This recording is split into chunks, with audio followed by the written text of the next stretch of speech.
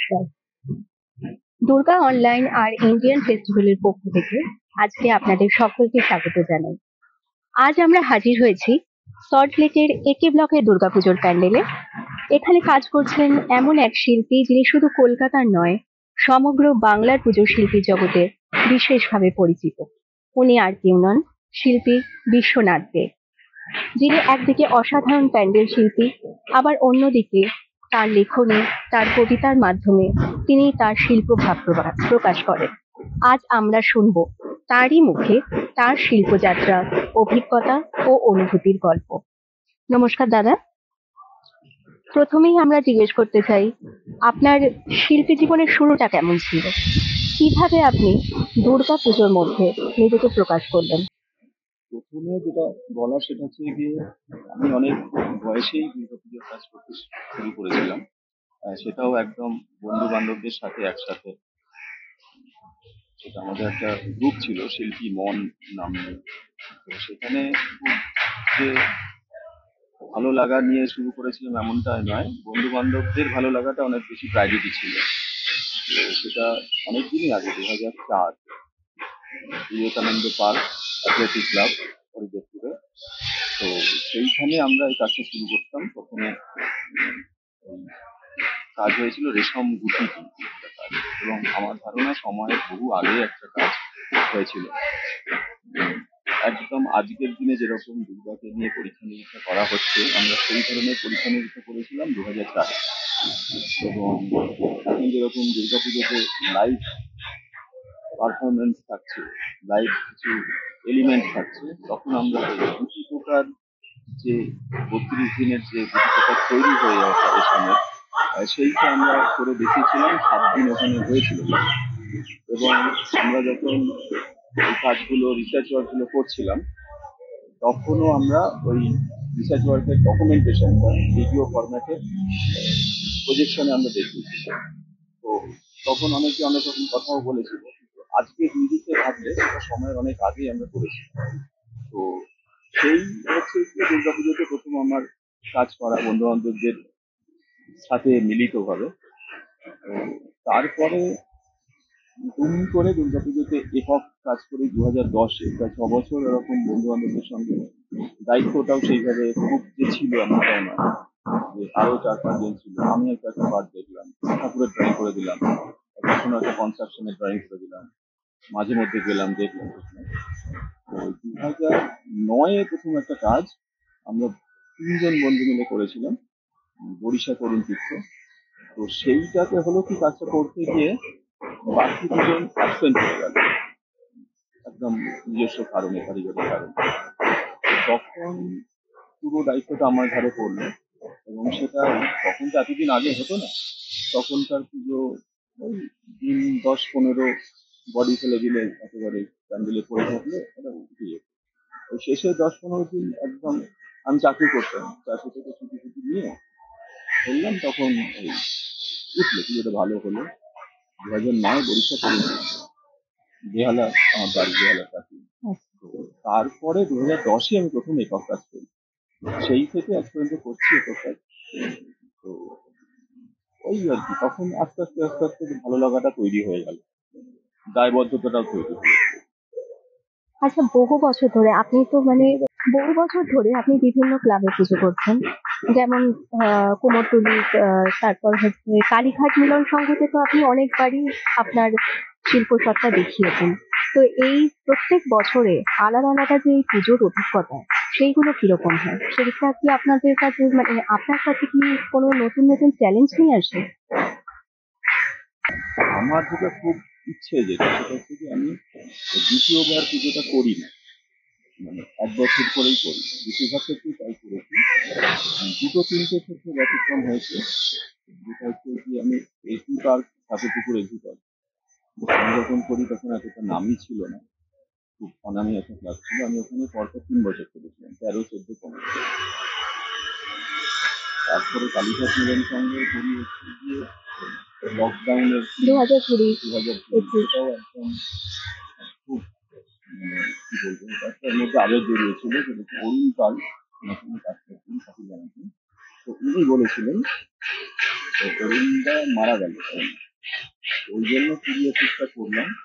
তারপরে করোনাতে খুবই কম বাজেটে করা হয়েছিল শ্রীলঙ্কা।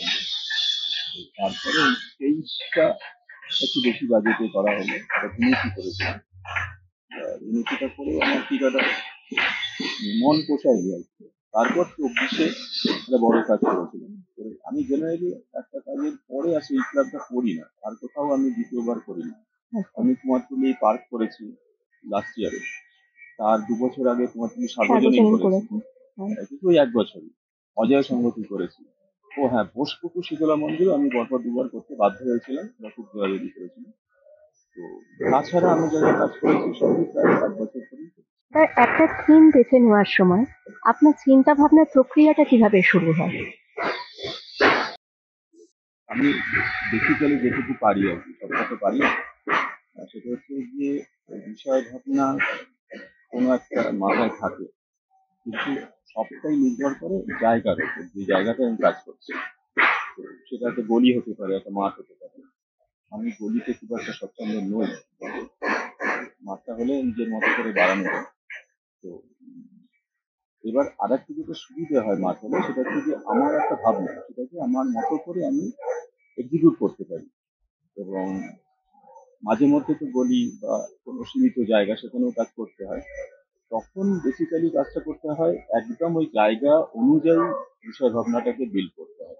এটা আমি এইটুকু পারি আর কি, ওই জায়গায় ওই সাইজ নিয়ে, তার জায়গার মাপ নিয়ে সেইভাবে কাজ করতে করতে বিল্ড আপ করা। কনসেপ্ট একটা হয়তো মাথায় থাকে, কিন্তু সবসময় যে স্ট্রাকচার হবে, কিভাবে সেটা এক্সিকিউশন হবে, সেইটা মাথায় থাকে না, কাজ করতে করতে build করি। থিম দুর্গাপুজোর থিম কি কখনো লোকাচার বা প্রথাগত রীতিকে কখনো ছাপিয়ে যায় বলে কি আপনি মনে করেন? আসলে এইটা নিয়ে না অনেক বিতর্কিত কথা বলা যায়, কারণ আমার কাছে এটা খুব যে সুখকর এমনটা নয়। যে আমি দুর্গাপুজো করছি, আজকাল একটা খুব চালু কথা আছে যে দুর্গাপুজো আর্ট তৈরি হচ্ছে। আমি ব্যক্তিগতভাবে মনে করি যে দুর্গাপুজো পিওর আর্ট কখনো হতে পারে না। কারণ একটা ছবি আমি আঁকছি, আপনি যদি বলে দেন যে এখানে একটা পাখি থাকতেই হবে, সেটা কখনো আর্ট হয় না। আর দুর্গাপুজো করতে গেলে দুর্গাপুজো কমিটি বলে দেয় ঠাকুর থাকতে হবে। তো যার ফলে সেটা কখনো পিওর আর্ট হতে পারে না। এখন দুর্গাপুজোর এই যে ফেস্টিভিটি, সেই ফেস্টিভিটিটা তার সঙ্গে আর্ট ফর্ম ঢুকছে, ঢুকে ফেস্টিভিটিটা আরো এক্সপ্যান্ড হচ্ছে আর অনেকটা প্রসারিত হচ্ছে। সেইটা একটা ভালো লাগা আছে, সেটা একটা ভালো দিকও আছে। প্রচুর ছেলেগুলো কাজ করছে, আর্ট কলেজ থেকে পাশ করে অনেকে কাজ করছে। এবং প্রসঙ্গত বলি, আমি আর্ট কলেজের গন্ডিতে যাইনি কখনো। তো কিন্তু আর্ট কলেজের ছেলেগুলো তো আমার সঙ্গেও কাজ করছে। তো একটা জায়গা প্রসারিত হচ্ছে, অনেক শিল্প মাধ্যম দুর্গাপুজোর মধ্যে ঢুকছে, সেটা দুর্গাপুজোকে বিদ্ধ করছে। কিন্তু এমনটা নয় যে দুর্গাপুজো সমস্ত রীতিগুলো, দুর্গাপুজোর যে রীতি সেগুলোকে বাদ দিয়ে দুর্গাপুজো, এটা আমি ব্যক্তিগতভাবে মনে করি না। কারণ দুর্গার যে অবয়ব, সেই অবয়বটা নিয়েও পরীক্ষা নিরীক্ষা হচ্ছে, সেটা নিয়েও আপত্তি থাকার কথা নয়। কারণ দুর্গার যে রূপ, সেটা পণ্ডিতে যা বর্ণনা আছে, তার তো কোনো ছবি তো নেই। তো বিভিন্ন সময় বিভিন্ন মানুষ সেই রূপটা কল্পনা করে তারা একটা অবয়ব দিয়েছে। আপনি যদি কালীঘাটের কালী মন্দির, যারা উপাসক সত্যিকারের, যারা ধ্যান করেন, যারা পুজোটাকে খুব ভালোবাসেন এবং মন থেকে পুজোটা করেন, তারা তো কালী ঠাকুরকে পুজো করছেন। তো তার অবয়বটা ওই রকম মানুষের মনে গেঁথে গেছে, এত শিলা খন্ড ছাড়া তো আর কিছু নয়। তো দুর্গাও সেই রকম ভাবে একটা মানুষের মনে গেঁথে গেছে। দুর্গার যে অবয়ব, সেই অবয়বটাকে নিয়ে আমরা যখন পরীক্ষা নিরীক্ষা করছি, তখন সেই অবয়বটা মাথায় রেখেই তো করছি। তো সেইটা নিয়ে একটা বিতর্ক তৈরি হয় সবসময়। এবং আমি ব্যক্তিগতভাবে সেই সাবেকি যে সেই ক্ষমতাটাকে নিজের মতো করে গড়ে একটা জায়গা তৈরি করার চেষ্টা করি। কিন্তু সেটা এখন একটু বিতর্ক হচ্ছে, অন্য ধরনের ফর্মও হচ্ছে দুর্গাপুজোর মধ্যে, দুর্গার মধ্যে। তো সেটা নিয়ে আমার, যারা ভালোভাবে করছেন তারা করছেন, কিন্তু আমার ব্যক্তিগতভাবে মনে হয় যে আমি যেহেতু দুর্গাপুজো করছি, দুর্গার একটা রূপ, যে রূপটা সাবেকি রূপ বলে সাবেকি আমরা জানি, আনাটাকে আপনি বজায় রাখছেন। সেইটার ওপর বেস করে আমার শিল্প ভাবনা তার মধ্যে থেকে আরো কিছু ইনপুট তার মধ্যে থাকবে। এমনটা নয় যে সেটাকে ভেঙে চুরে খানখানি করে এমনটা থাকবে। আচ্ছা, যখন তৈরি হয় তখন দর্শকদের মধ্যে সেই প্যান্ডেল দেখার পর একটা আলাদা আলাদা অনুভূতি হয়। কখনো কারোর চোখে জল এসে যায়, তারপর একটা আবেগ সৃষ্টি হয়। দর্শকদের সাথে এই আবেগের সংযোগটা আপনি কিভাবে তৈরি করেন? আসলে এটা না, মানে যদি কেউ বলে সেটা বোধহয় ভুল বলা হবে। এটা একটা প্রসেস, কাজ করতে করতে গড়ে ওঠা।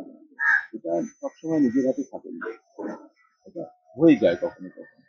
এবং এই রিলেট করার যে মাধ্যমগুলো, আমরা যে কাজটা করি, সেটা এখনকার দিনে অনেক পুজোর মধ্যে লাইভ পারফরমেন্স হচ্ছে। এখন একটা সময় আলোর ব্যবহারটাও এত বেশি ছিল না, এটাও দেখছি দুর্গাপুজোর বিবর্তন যেটা হয়েছে।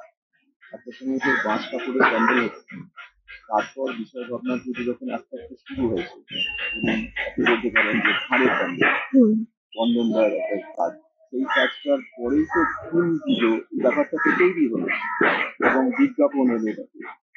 এবার মানুষজনের ঢল এলো, মানুষজন তখন আস্তে আস্তে থিম পুজো থেকে আস্তে আস্তে মেটেরিয়াল ওরিয়েন্টেড পুজো তৈরি হলো, যে একটা হাড়ের প্যান্ডেল, তারপর একটা আঁখের ছিলের প্যান্ডেল, এই ধরনের বিষয়গুলো তৈরি হয়। তখনও সেই অর্থে কনসেপ্টটা ঢোকেনি, আস্তে আস্তে কনসেপ্টটাও ঢুকলো যে একটা বিষয়, যে বিষয়ের ওপর বেস করে আহ, দুর্গাপুজোটা তৈরি হবে। এবং সবসময় তো এটা পাবলিক আর্ট, পাবলিকেরই তো শিল্পকলাটা পাবলিক দেখছে। এবং আমার কাছে মনে হয় যে আমি যে একটা ভাবছি সেটা মানুষজন কতটা বুঝবে কি বুঝবে না, সবটাই ডিপেন্ড করে আমার কাজের ঘরানার উপর। আমি যদি সহজ কথায় বিষয়টাকে বোঝাতে পারি, তাহলে সাধারণ মানুষ বুঝবে। আর যদি কিছু কঠিন বিষয় থাকে, তাহলে সেই সাধারণ মানুষও সেই কঠিন বিষয়ের মধ্যে যাতে নিজেকে রিলেট করতে পারে, তার মাধ্যমটা রাখবে। যার ফলে সেখানে শব্দের ব্যবহার, আলোর ব্যবহার, এগুলো অনেক বেশি ইম্পর্টেন্ট হয়ে যায়। এক্ষেত্রে তরুণ বাবু আমাকে একটা ভালো কথা বলেছিলেন, খুব আত্মবাক্য মনে করি। উনি বলেছিলেন, আমি ছবি বানাই যে আমার ছবি দেখে অধ্যাপকের বউ আর চাষার বউ পাশাপাশি বসে হাসবে, কাঁদবে, রিলেট করবে। তো দুর্গাপুজোয় কিন্তু তাই। তো আমি একটা কঠিন বিষয় নিয়ে কাজ করছি, সাধারণ মানুষ আসলো, যে যেমন খুশি তার মানেটাকে দিতে, সেইটুকু সংযোগের একটা জায়গা থাকা দরকার, এবং সেই স্পেসটা তৈরি করার খুব দরকার আমার মনে হয়। কয়েক মাস ধরে আপনাদের যে এই প্রস্তুতি চলে পুজো প্যান্ডেলের, এরপর চলে আসে পুজো, দশমীর পর একাদশী, এখন তো একাদশী দ্বাদশী অনেকদিন ধরেই চলছে। তারপরে যখন পুজো প্যান্ডেলটা ভেঙে ফেলা হয়, তখন আপনার কি অনুভূতি হয়? আপনার যখন শিল্পকর্মটা পুরো ভেঙে ফেলা হয়, তখন তখন আপনার অনুভূতিটা কি হয়? আসলে যেটা খারাপ লাগা খুবই, কারণ আমি ব্যক্তিগতভাবে ওই ভাঙার সময়টা থাকিও না, সেটা একটা খারাপ লাগা তৈরি হয়। বিশেষত বিসর্জনটা, বিসর্জনটা আমার কাছে খুবই মনে হয় যে একটা কষ্টের কষ্টের ভীষণ। একটা ব্যাপার। তো এটা আমি একেবারেই থাকি না এটা। এবং সেটা একটা তৈরি হয়, একটা ফিলিংস তৈরি হয়, এবং সেই সময় আসলে মাঝে মধ্যে যাই, যে ভাঙা হচ্ছে যখন, একটা ভালো জিনিস ইদানিং হয়েছে বয়সের থেকে, যেটা হচ্ছে মনে হয় যে এখানে গিয়ে যখন ভাঙা হয় না, তখন ভুল ত্রুটিগুলো, কারণ আমাদের সবটাই তো আমরা করতে পারি না। যেদিন মনে হবে যে আমি সবটা করে ফেলেছি, সেদিন তো আমি শেষ। তো সব এই শিল্প যা সৃষ্টি হয় সবটাই তো সম্পূর্ণ থাকে, তার কন্টিনিউ প্রসেস, একটা কন্টিনিউশন থাকে। তো ওই সময় আসলে না সেই কন্টিনিউশনটা তৈরি হয়, মনে হয় এটা এরকম করেছিলাম, করে ফেলেছিলাম, কিন্তু এরকম না করে অন্যরকম করলে বোধহয় আরো অন্যরকম হতে পারতো, ভালো হতে পারতো। আর সেইটা একটা, যে একটা শেষ থেকে আর একটা শুরুর একটা শুরুর একটা কন্টিনিউশন, একটা জায়গা তৈরি, হুম, সেইটা একটা ভালো দিক বলা যেতে পারে। তাছাড়া বাকি পুরোটাই খুব কষ্ট। তার কষ্টের সাথে। সময়সীমা, বাজেট, আবার দর্শকের প্রত্যাশা, এইসব চাপের মধ্যে আপনি কিভাবে কাজটা করতে সক্ষম? আমি ব্যাপারটাকে পুরো ফেল, এটা বলছি কোনো দ্বিধা নেই। তো কারণ হচ্ছে যে প্রতি বছর বছর যখন কাজ শুরু হয় তখন ভাবি যে একটু ছোট করে কাজ করবো। বাজেট যে খুব বেশি বাড়ি দিয়েছে এরকম আমার হয় মাঝে মধ্যে, কিন্তু সাইটের ক্ষেত্রে যেটা না একটা সমস্যা তৈরি হচ্ছে কিছুতেই ছোট করতে। কারণ আমি ব্যক্তিগতভাবে মনে করি দুর্গাপুজোটা লক্ষ্মী পুজো সরস্বতী পুজো নয়, দুর্গাপুজোটা দুর্গা তার একটা গ্যাঞ্জাম থাকবে, তার একটা ব্যাপকতা থাকবে। এটা বারবারই মনে হয় দুর্গাপুজোর উৎসবটা কম মানুষের মধ্যে হয়, সরস্বতী পুজোর উৎসব হয় তখন কম মানুষের মধ্যে সীমিত থাকে, কারণ অনেক পুজো লোকজনটা ভাগ হয়েছে। দুর্গাপুজোটা কম হয় বিশেষ, যার ফলে লোক সমাগমটাও বেশি, এটা তো অঙ্ক। তো দুর্গার প্রতিমা আগেকার দিনে আমরা যখন ছোট ছিলাম, আমার পাড়ার প্রতিমাটা ছোট হয়েছে, অন্য পাড়ার প্রতিমাটা বড় হয়েছে, মন খারাপ হয়েছে। তো একটা বড় ব্যাপার দুর্গাপুজোর সঙ্গে যায়, তো সেইটা হচ্ছে যে সবসময় তো বড় বাজেট পাওয়া যায় না। তো ছোট বাজেটে কি করে বড় পুজো করতে হয়, আমি দরকার হলে কাগজ লাগাবো, কম মেটেরিয়ালটা একটুখানি কম পয়সার লাগাবো, ব্যাপকতাটা যদি থাকে সেটা আমার একটু পছন্দ হয়, তার ফলে যে বিপদেও করি। তো এইটা খুব, এটাকে আমি একটা সার্থক এমনটা বলা যায়, ব্যর্থই বলা যায়। কাজের জন্য ক্লাবের পক্ষ থেকে কতটা সচেতনতা হয়? এটা আসলে অনেক জুনিয়ররা আমাকে বলে যে ক্লাবের অনেক রকম সমস্যা আছে, কিন্তু সত্যি কথা বলতে আমি একটু বেশি বয়সে শুরু করেছি, তো এই সমস্যা আমি ফিল করিনি কখনো। কেন করিনি আমি বলতে পারবো না, কারণ আমি যেভাবে কাজ করি আমি হয়তো বিষয় নিয়ে হয়তো তাদের সঙ্গে কখনো আলোচনা করিও না। কাজটা করতে করতে গিয়ে তারপর তাদের সঙ্গে আলোচনা, তার এবং তাদেরও খুব মজা হয়, যেটা হচ্ছে গিয়ে পুজোর সাথে সম্পৃক্ত যে মানুষগুলো, একটা কমিটি হয়, তাদের একটা কমিটি থাকে, তার মধ্যে থেকে না বেছে বেছে একজন দুজনই দাঁড়িয়ে থাকে, বাকিরা কিন্তু আস্তে আস্তে পুরো সময়টার মধ্যে সবাই সম্পৃক্ত করতে পারে না। সেইটা করে ওঠে তাদের সঙ্গে যোগাযোগ হয়, কাজটার মধ্যে যে আলাদা ইনপুট লাগে সেটা আমার ক্ষেত্রে ঘটেনি, অনেক ক্ষেত্রে ঘটেছিল, সেটা আমার মনে হয় ঠিক না।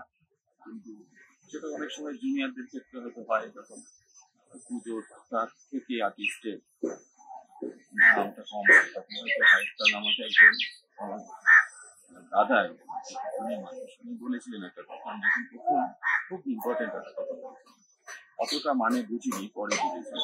বলেছিলাম আমি যখন প্রথম বস্তুপুর শীতলা মন্দির করতে যাই, তার আগে আমি নিজের একক পুজো করেছিলাম, নিজের নামে একটা পুজো করেছিলাম, আমার সেকেন্ড পুজো বসুপুর শীতলা মন্দির। আমাকে বলেছিলেন যে মনে রাখবেন যে বিশ্বনাথ দে বসুপুর শীতলা মন্দিরে পুজো করতে যাচ্ছেন, বসুপুর শীতলা মন্দিরের পুজো বিশ্বনাথ। তো এইটা কখনো কখনো ম্যাটার করে, ক্লাবের ভারের তুলনায় আমার ওজনটা কম, আবার কখনো আমার ওজনের তুলনায় ক্লাবের ওজন করছে, এইটা নিজেকেও বুঝতে হয়। সেইটা কোনোদিনও আপনার কাজের মধ্যে করেনি, কারণ ওই যে একটু পরিণত বয়সে শুরু করেছি বলেই হয়তো করেনি, হয়তো জুনিয়র একেবারে খুব বাচ্চা অবস্থায় করলে, কারণ প্রচুর ছাত্রছাত্রী ছেলেমেয়েরা কাজ করছে, তারা তাদের অভিজ্ঞতা শেয়ার করে, তাদের মধ্যে বেশ কিছু আগামী দিনে থাকবে বলে মনে করি। আমি জুনিয়রদের কাজ খুব দেখি এবং জুনিয়রদেরকে উৎসাহ দিই, তো তাদের আমার মনে হয় যে এই প্রসেসটা থাকাও খুব জরুরি আর কি। তো আমাদের বয়স হয়েছে বা আমাদের পরে একটা প্রজন্ম করছে এবং বেশ ভালোই করছে, কিন্তু তারপরের যে প্রজন্ম, আমাদের পরের প্রজন্মের দায়িত্ব হচ্ছে পরের প্রজন্মকে নালিশ করা। তো তারাও আসছে বা পুজো করছে, বেশ কয়েকটা নাম আমার খুব মনে হয়েছে আগামী দিনে থাকবে। আপনার এমন কোনো থিম আছে যেটা এখনো পর্যন্ত বাস্তবায়িত হয়নি, বা আপনি ভেবে রেখেছেন যে সেরকম বাজেট পেলে বা সেরকম সুবিধা পেলে আপনি সেই থিমের উপরে আপনি একটা মণ্ডপ করবেন? সেটা প্রচুর আছে, মানে ভেবেছি করবো, আলটিমেটলি করা হয়নি। ইনফ্যাক্ট এবছর আমি ঠিক করেছিলাম যে আমি দুটো পুজো করবো, বহুদিন আগে, মানে সব পুজোর সময় কথা তো অনেক আগে থেকেই হয়। তো দুটো পুজোতে আমি হচ্ছে যে আমার দুই প্রিয় মানুষ যাদের জন্মশতবর্ষ চলছে, অনেকেরই জন্মশতবর্ষ বছর চলছে, তার মধ্যে আমার প্রিয় দুজন সলিড চৌধুরী আর ললিতা। তো আমি দুটো করলে দুটো আছে, সলিড চৌধুরী তো তো দূরত্বের কারণে আমি বেশ কিছুদিন একেবারেই শেষ মুহূর্তে আমি আর ছেড়ে দিলাম, অনেকটা সময় লেগে যাচ্ছে, পারবো না। তার মধ্যে আমার মাঝে দিয়ে শরীর খারাপ হয়, তখনই আমি ঠিক করলাম যে না, একটাই করবো। এরকম সলিড চৌধুরীটা করা হলো না, হয়তো কখনো অন্য আইনজীবী সলিড চৌধুরী করবো, কিন্তু এরকম প্রায়শই মাথায় আসে এবং সেটা করা যায় না। এরকম প্রচুর আছে, প্রচুর বিষয় এখনো মাথার মধ্যে বিষয় নিয়ে কাজ করে গেছে। হয়তো বাজেট পেলে মাঠ পাই না, মাঠ পেলে বাজেট পাই না, এটা হয়। কারণ মাঠে যে কোনো বিষয়কে ইমপ্লিমেন্ট করা যায়, কিন্তু গলি হলে তখন না, আগেও বলছিলাম যে গলি হলে যেটা হয়, ওই গলির ক্যারেক্টারটা অনুযায়ী একটা সাইড স্পেসিফিসিটিটা নিয়ে একটা অন্যরকম কিছু করা যায়, করতে হয় আর কি, বাধ্য হয়। কিন্তু মাঠে সেই বাধ্যবাধকতাটা কম। তারপরে লোকালিটি সেটা ডিপেন্ড করে, সবটাই তো পুজোর সঙ্গে জড়িয়ে। এখন যেটা হয়েছে সেটা হচ্ছে গিয়ে পুজোর ক্ষেত্রগুলো সীমিত। কারণ আজকে আমি একটা পুজো, এখানে আগের বার একটা বড় কাজ পরিচিত যায়, তো সেইখানকার দর্শক পুজোটার সঙ্গে পরিচিত। কিন্তু একেবারে আননোন পুজো, আমার আবার ওইটা খুব ভালো লাগে, আমি করেছি বেশি, খুব পরিচিত পুজো নয়, সেই পুজোটাকে পরিচিতিতে আনা, তার লোকালিটিটাকে নিয়ে ব্যবহার করা, এটাও খানিকটা সাইজ স্পেসিফিক। সাইজ স্পেসিফিক কাজগুলো করতে গিয়ে না, মানে লোকালিটিকে আপনি যখন উন্নীত করবেন তখন এটা আপনাকে নিজের মধ্যে একটা মজা তৈরি, কিন্তু সেইটা আস্তে আস্তে কমে যাচ্ছে। কারণ এখন সেইভাবে নতুন পুজো হচ্ছে না। এবছর একদম নতুন পুজো যেটিকে মানে জানেও না, সেটি করার কথা ছিল, তো সেটিও অন্যজন করছে, আবার সেই জায়গাটা তৈরি হবে। এইটা হলে কি নতুন নতুন পুজো তৈরি হয়ে গেল, নতুন নতুন শিল্পী তৈরি হয়ে যায়, এটা একটা প্রসেস আমার মনে হয়।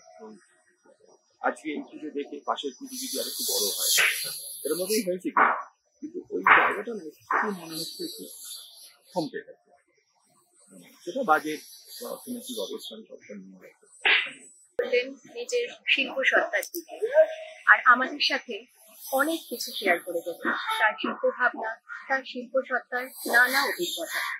আমাদের মধ্যে কৌতূহল রয়ে গেল একে ব্লকের পুজোয় আজকের শিল্পী কি কি আমাদের দেখা দিতে চলেছেন, আর সেটা আমরা প্রকাশ করব আমাদের এই চ্যানেলের মাধ্যমে।